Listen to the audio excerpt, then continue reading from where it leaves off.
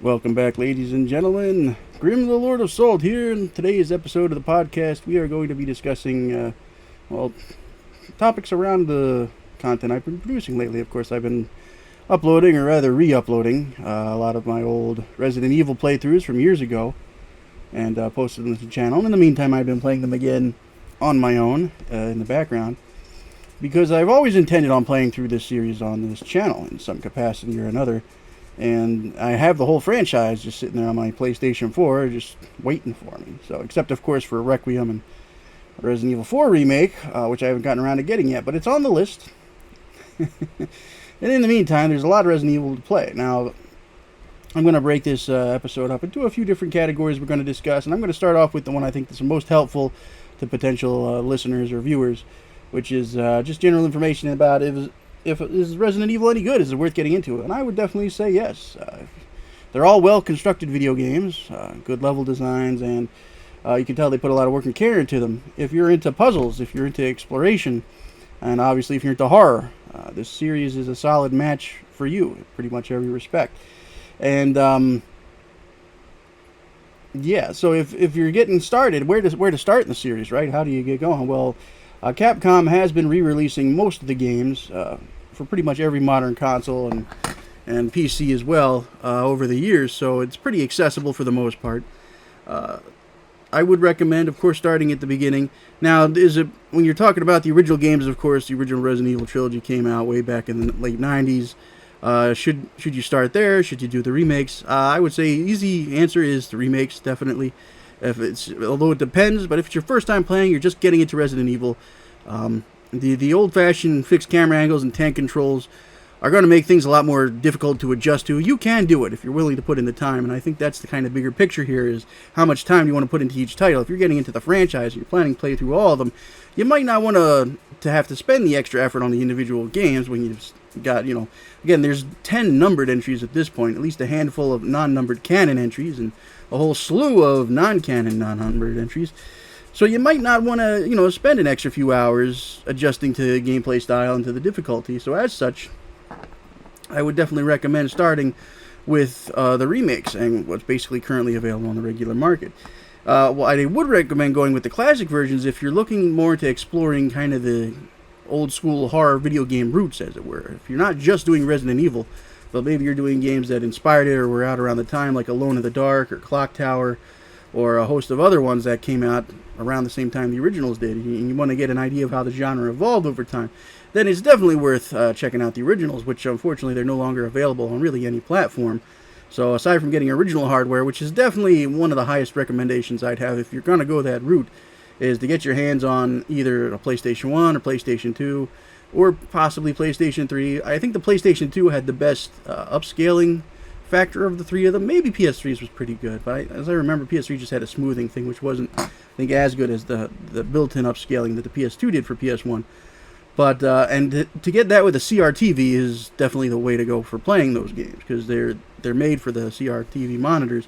They're not going to look nearly as good with modern hardware and emulation. Now, emulators do have options that can help clean it up quite a bit, and there's certainly a few mods out there that can clean it up even more. But in terms of getting that original experience at the best quality, you definitely want to go hardware with CRT.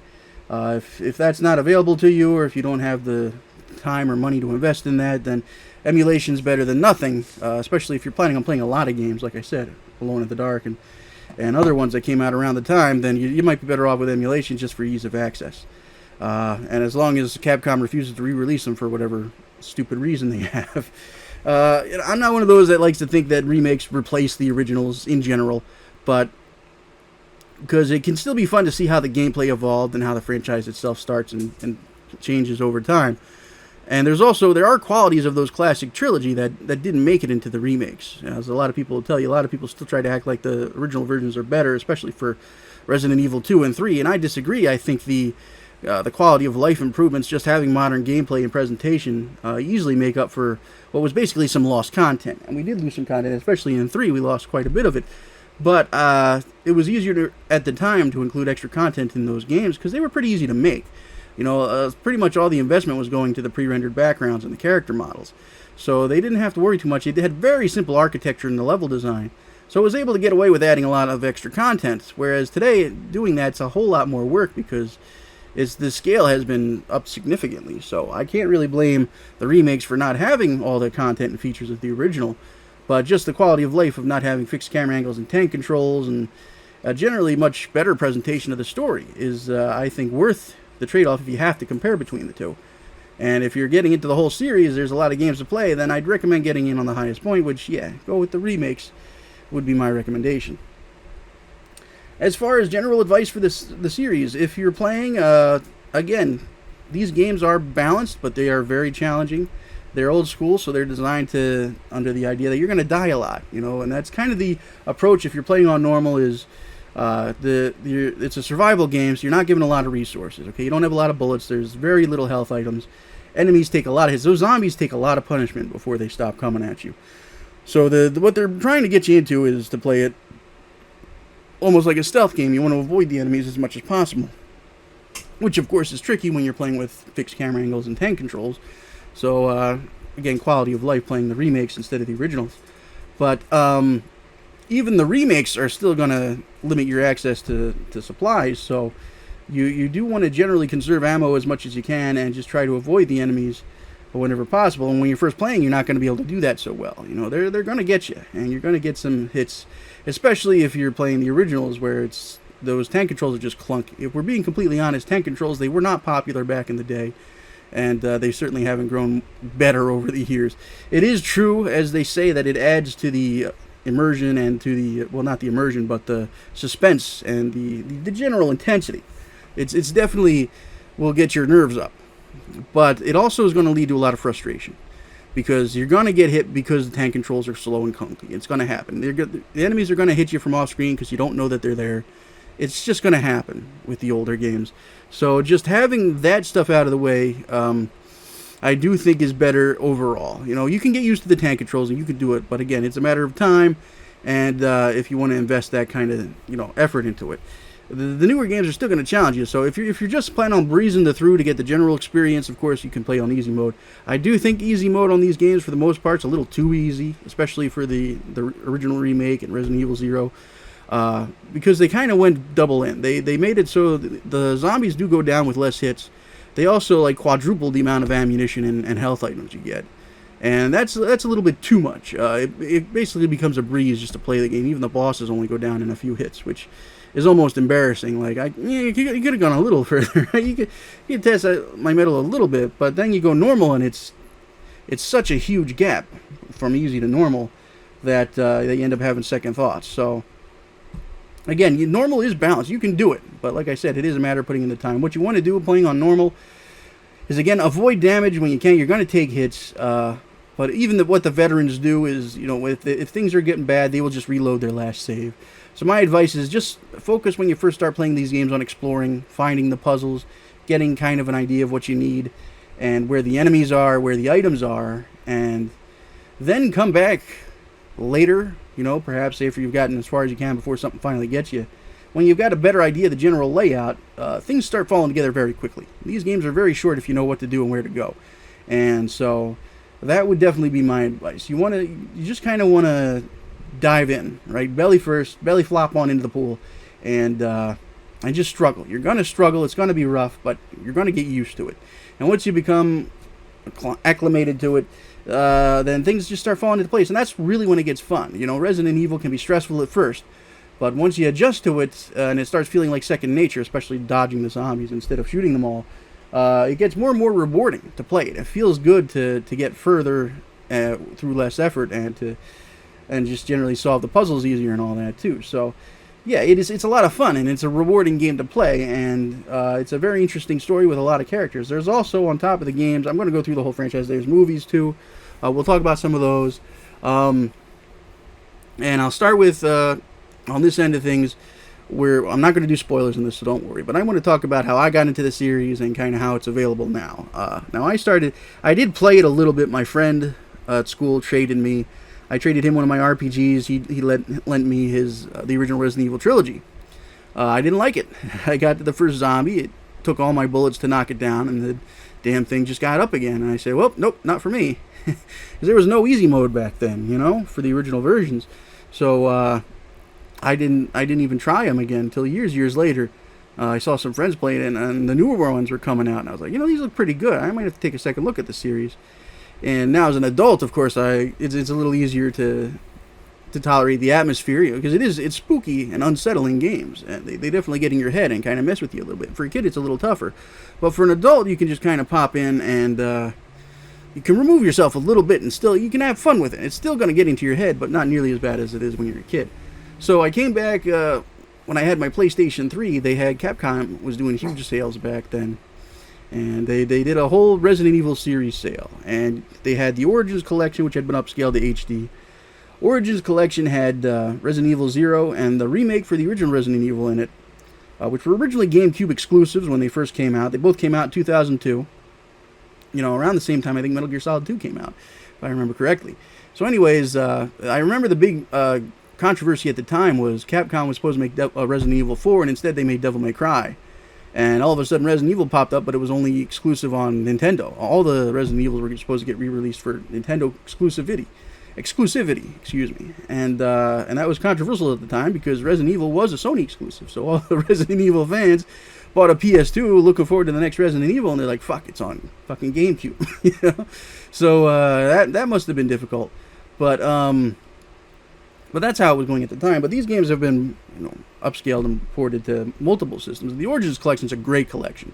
Resident Evil 0 and the remake are just a perfect little set. They were developed at the same time, obviously by different teams, because even though they seem to use the same engine, they're clearly very different. Their control scheme is different, so it plays similarly, but it's just different. And unfortunately, you can't match up the control schemes. I tried.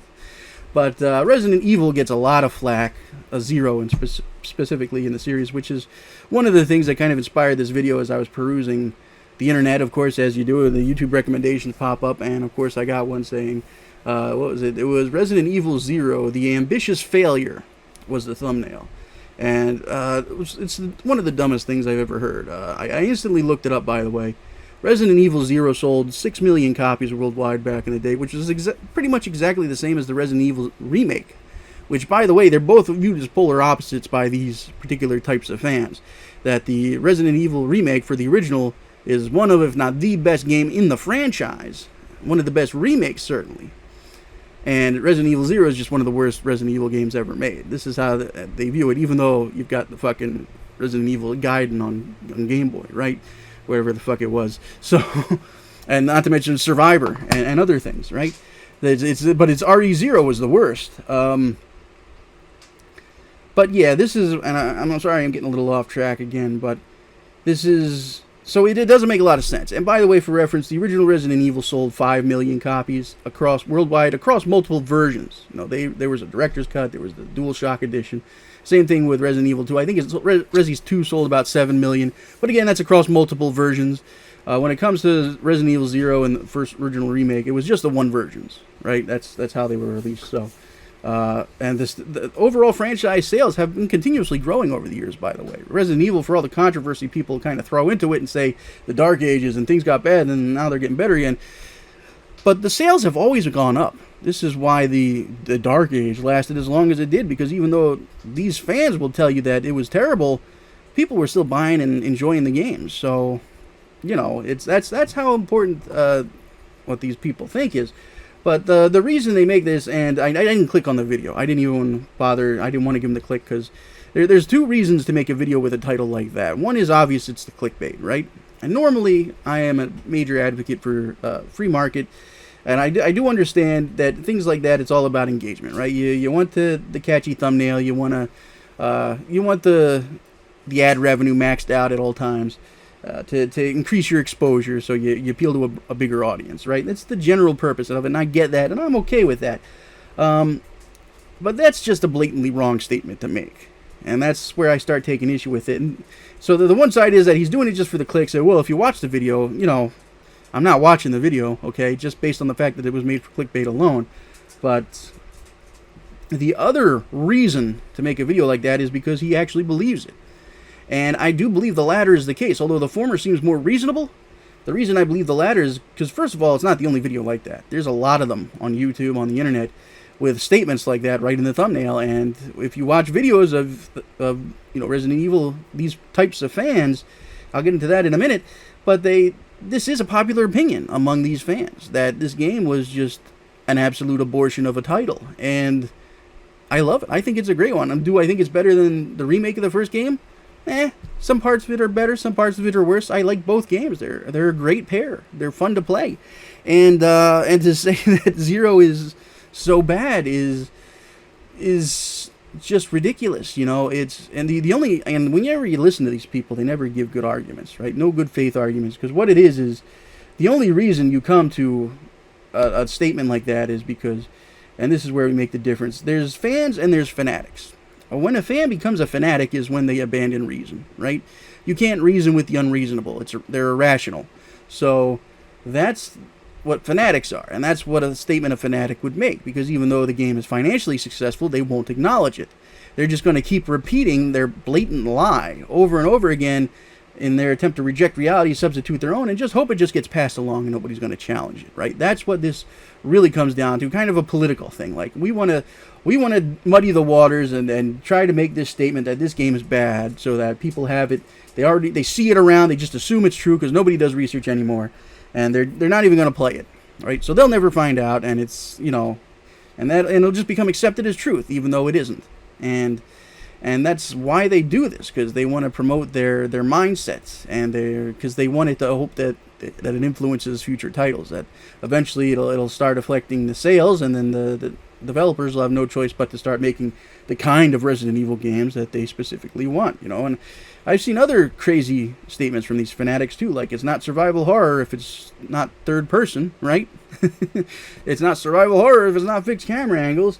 So these games are not real Resident Evil games because it's first person. So it's ridiculous, the kind of things they say, but they believe it wholeheartedly because this is the reality they've created in their heads, and they can't accept a fact that disputes that. So that's what you have to kind of be aware of if you're researching the series and trying to get into it, is that you're going to be dealing with those people, and there's definitely plenty of them in the Resident Evil hemisphere, right? Going forward, though, there's of course more titles. Now, when I started collecting on the PS3, there was they hadn't done the remakes of 2 and 3 yet, so they were still selling the originals. But they did have an alternative in the form of the Chronicles games. There was the Umbrella Chronicles and the Darkside Chronicles. Now, Chronicles was a on-rails first-person shooter that retold some events from the series and also added new events to help fill in the gaps and explain things that were happening behind the scenes. Generally accepted as canon, by the way. So you did have that, and the first one, Umbrella Chronicles, retells Resident Evil 0 and the first game, as well as adding a chapter where we actually get to play as Wesker as he escapes the mansion himself, and there's a whole extra chapter at the end about the downfall of Umbrella as a company. And then the Darkside Chronicles functioned as sort of a prequel originally to Resident Evil 4. And it also retold events from Resident Evil 2 and Code Veronica in it, which is great because that's the only time Code Veronica has been retold. The only way to play Code Veronica is to play the original, or Code Veronica X, as the slightly upgraded remake was. Still has tank controls, but it's got 3D environments. So I don't know why they passed on Code Veronica to make Resident Evil 4. Maybe they're retconning it or something. I don't know. But it's kind of unfortunate because Code Veronica was the actual sequel to the original games. Resident Evil 3 was more of an expansion. It was a side story going on before, during, and after Resident Evil 2, made on the same engine with the same assets. So Code Veronica was the next chapter in the story, with Claire and Chris both being featured, and Wesker as well. So it was actually an important part of the franchise, an important chapter in the story that just gets neglected. But it was covered in Darkside Chronicles, along with a lot of extra stuff building up to Resident Evil 4, which was all good stuff to see. Unfortunately, as a game, it's not much fun to play. I'm hoping to find a way, maybe if I hook my mouse up to it, I can use the mouse for it instead of trying to use a controller, which is just rough for a rail shooter. But those were the replacements you had back in the day. And of course, 4 and 5 were re-released for modern systems and upgraded quite a bit, actually. The HD remasters of those games were really good back in the day. Of course, you got a proper remake of Resident Evil 4 now, which I would definitely recommend. I played a little Resident Evil 4 to see what it was like back in the day. Wasn't crazy about the gameplay setup. I won't say it's worse than tank controls for certain, but it's definitely a different kind of setup, and 5 uses the same thing. I tried playing 5 recently. Basically what happens is it doesn't use conventional modern shooter controls. It's more action oriented. The 4, 5, and 6 were all kind of the action trilogy. Basically they went from the original trilogy was Night of the Living Dead, right? Slower paced zombies, a more tense atmosphere, more creepy, and the sequels, the sequel trilogy. Well, that was 28 Days Later. That was not necessarily zombies, but infected people. Turned into ravenous cannibals, and they can run. These ones can chase you, right? That's kind of the big thing here. So, and so it was like that. Basically, what they were trying to do with 4, 5, and 6 back in the day was they were trying to make a zombie horde shooter before Left 4 Dead came along and showed everybody how it's done, right? And the funny thing is, the only thing Left 4 Dead really did that was so much better than what Resident Evil was trying to do was use a conventional shooter mechanic setup, right? And when I say conventional modern shooter mechanics, I mean you're moving with the left stick, you're aiming with the right, you use the triggers to shoot and to aim down the sights. And that's important because you don't have to aim to shoot, you just have to, you use the analog stick to aim, and then you can go down sights. 4 and 5 didn't use this originally. What they had was, you could still use the analog sticks for free movement.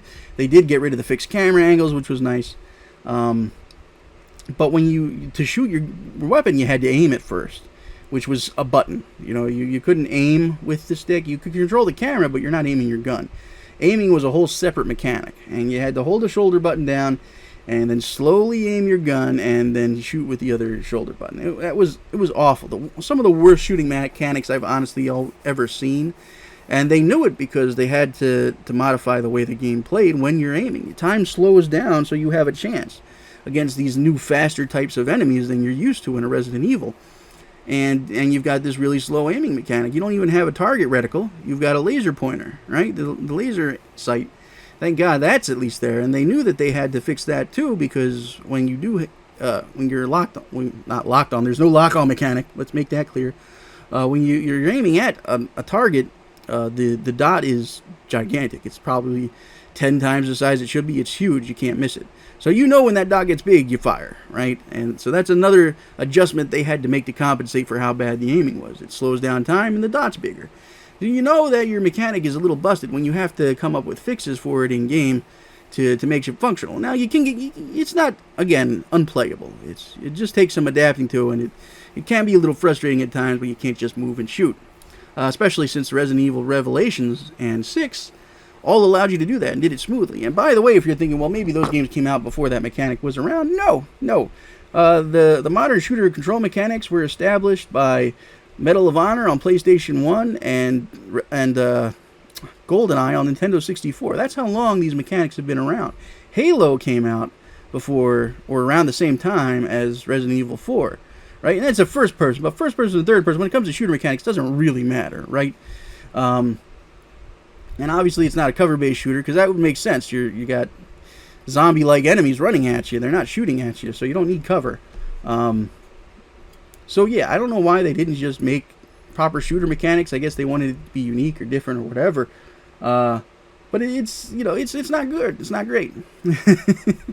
And so that was my takeaway from playing 5. But once I popped in Revelations and it played perfectly, really, I was like, oh, thank God. So I was a little worried I was going to be stuck with those mechanics for more games, because at least there's a Resident Evil 4 remake. Now I guess I got to hope. The funny thing is, all 5 needs is a tweak for that. They just need to fix that part of the gameplay. And the rest of 5 is fine. Graphically, it still looks good, right? It still sounds good. It still has that Resident Evil atmosphere to it. And every other aspect is still a good game. It's just the shooting mechanics that turned me off a little bit to it. And of course, the newer remakes that have come out since then, I'm a huge fan of those. I think the gameplay's spot on, exactly what you'd want. And I will also recognize it is largely inspired by Outlast, right? Outlast came out, kind of shook up, kind of brought horror back from sort of because even the Resident Evil games were more action-oriented at that point. They even had QuickTime events. Back when a lot of games didn't have QuickTime events, Resident Evil 4 had them. So they were definitely going the more action-oriented route, and which isn't necessarily bad. Again, Left 4 Dead's a great game too, and it still has its horror-inspired moments as well. So yeah, but the Outlast definitely brought back like classic survival horror in a new atmosphere, kind of like the way the slasher films came back. Well, they never really came back, did they? But when the slasher films first came, whatever. you know what I mean. Well, they did kind of come back with Saw and stuff, and Hostel, right? They kind of brought the slasher stuff back in a different way, but sometimes these things they resurface and they have to reinvent themselves a little bit and find their new nooks. And thanks to Outlast, Resident Evil found a new way to do their horror, and they were able to bring it back. And even though there's definitely that influence, it still feels like when you're playing 2 and 3 remakes, they still feel more like the originals. Great spiritual successors, I think, to the original formula, capturing the same story and the same kind of atmosphere that the original did, just with some, again, less content. But again, I already reasoned for that. So yeah, I just haven't finished a lot of these games yet, but I am looking forward to uploading them. Because I'm playing them on console, there's probably not going to be a lot of commentary from here on. I used to stream it. I think I can stream now. I don't remember. There are limitations on YouTube. You can't stream until you have so many followers, I think. I don't remember what the number was. But I might not be able to stream it anyway. And if I did, it would have to be on a headset, which isn't going to be good. So I'd rather just play the videos and upload.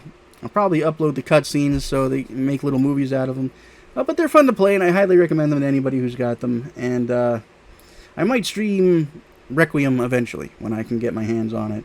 It's going to be a while. Of course, I have to work my way up to it, on top of which I have to hopefully have more income coming at the time. So we'll see how that goes. And anyways, so that wraps up my view of the Resident Evil games. I think most of them are good. Again, you can get the Revelations games on modern consoles as well, along with the remakes. 4, 5, and 6 are still available. Of course, 4 has been remade. 5 right now is probably the one I'd say is tricky because that aiming takes some getting used to. But otherwise, it's a good game. Revelations games, there's 2 of them. They're excellent. They kind of fill in the gaps between 4 and 5, and then 5 and 6. And the stories aren't necessarily interwoven so much. They're more just kind of independent operations they did. Same kind of deal with the computer animated Resident Evil movies. They made 3 movies, and then they made, I think it was a mini series. Let me double check this real quick. And I'd have sworn that they were canon back in the day, but I don't think they've actually been referenced. I think the one Revelations game did reference one of them, because they mentioned an event where there was a terrorist attack where they used solar panels to burn a city down, sort of deal. A little weird, but yeah, that was one of the that was something from the movie that I think they mentioned. And again, we're talking computer animated. Why am I looking at video games? It's media. Live action. Yeah, because there was Degeneration, Damnation, Vendetta, and then Death Island. No, Death Island part of them too. I thought there was Infinite Darkness was the 4-part CG series that's on Netflix. Okay, that one I think was considered canon, or pretty much in there with the old ones. I haven't seen Death Island yet. That's a newer one, I guess. I got the original trilogy, Degeneration, Damnation, and Vendetta, and they took place between, like, right after the games around when they came out. So it would have been like Resident Evil 4, Degeneration, Revelations, then Resident Evil 5, then Revelations 2, then Damnation, and then Vendetta came after 6, before 7, and the modern trilogy, which looks great. I've seen friends play the modern trilogy. Definitely top notch in my book. I watched Infinite Darkness on Netflix. It wasn't bad. Right? Not the regular Resident Evil 8-episode series they did, which was awful. I heard. I didn't watch it. The live-action Resident Evil films, I did actually watch them back in the day. I can see why some people like them, but they don't seem to have a lot of... They're not really based on the games much. It's kind of a Resident Evil in name only. I guess it's true to the spirit in that it has these horrible outbreaks, and these viral outbreaks, and these monsters that come up, and then, of course, there's characters that get, like, superhero powers to fight them with, which, again, is pretty much in line. So, it's for some people and not for others, which is fine. But I do recommend the CG, the computer animated movies. They're all good. And that Infinite Darkness show was good as well. So, anyways, that wraps up my take on Resident Evil. Very fun series. I've enjoyed it a lot so far. I look forward to really getting into these newer games, especially the remakes of 2 and 3. And I love the Origins set, the RE0 and the original Resident Evil. They're a lot of fun to play. The only complaint I hear about Zero, we talked a little bit about, people don't like it, is they did remove the storage box, but it always seemed odd to me that people always emphasize the survival mechanics about these games and how tough they are. But then they complain with their magic box that they can access from multiple locations and just hoard all their stuff in isn't there, right? Like, oh no, I have to keep track of where I left stuff now. Like, oh, that's horrible. How could they do that? It ruined the series, right? Meanwhile, you watch people like speedrun the game. They don't even touch half the stuff they run by, right? And if they do need something, they remember where it is. They just go back and get it. So I don't think removing the storage box broke anything, really. It made it a little tougher in that respect, but the game I actually found to be generally a lot easier than other Resident Evils. So, of course, that's on normal and easy mode. It's still very tough on normal. All the games are tough, which makes them more rewarding, so they're fun to play. So anyways, I hope you guys found this video helpful. More Resident Evil to come. Also, more Suikoden is going to come. Probably going to work some on that today. I wasn't replacing that. I was uploading these videos because they were done already. So I just downloaded them from Rumble and re-uploaded them to YouTube. So that's why I've just been killing time with that. Meanwhile, I've been, trying to make money and do other things. And so Suikoden's coming back. It's not a dead series, okay? But people weren't watching it anyway, so I don't think anyone's missing it. Only one or two people. So, but it will be back because I love it. It's a great series. And Resident Evil is going to be kind of our feature attraction in between stuff. Something I do to unwind and just have fun in between things. So hopefully you guys enjoy the content coming out. Also, more Metal Gear is going to be coming at some point. Not the whole series anymore. I was going to do the whole series, but they did announce a Master Collection Volume 2 for Metal Gear Solid, which is, it's only got 3 games in it, I think. It's got Resident Evil 4, Metal Gear Solid 4 finally being re-released for modern consoles and platforms, which is great. I still have it on PlayStation 4. Easily my favorite Metal Gear Solid game. Just a lot of fun to play. A lot of people didn't like it or didn't like parts of it, and there are parts I don't care for either, but overall I had a lot of fun with that game, and it's still my favorite Metal Gear Solid. So it's great to have that back. They're also finally re-releasing the HD upscaled version of Peace Walker.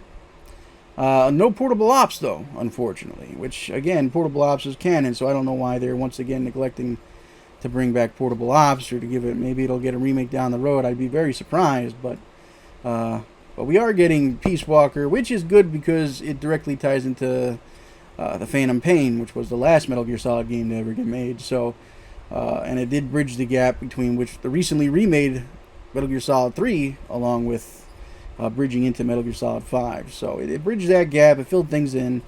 It's not a terrible game, just wasn't what I was looking forward to. And I guess Metal Gear Acid was included or something. There was like one other game that was included there. I was like, oh, okay. There's a few other, spin-off games that would have been fun to see. And of course, it would have been good to get some kind of upscaled version of Portable Ops as well. But it is what it is. Should be a good set. I don't know if it'll be worth the money. I have to see what it's going to cost. Eventually, I'll get it because it's got Metal Gear Solid 4. I love that. So I'll get that. And of course, Revengeance is available on modern platforms, so that's always there. The chronological end of the franchise. And also a very fun game to play. So Metal Gear will be coming back for a little bit. I'm just going to upload some more classic Metal Gear stuff. I've already working on it. So that'll be coming up, and Suikoden will be back down the road. So I hope you guys enjoyed this video. I hope to see you around. Until then, this is Grim signing off saying stay salty. And I'm avoiding the cops.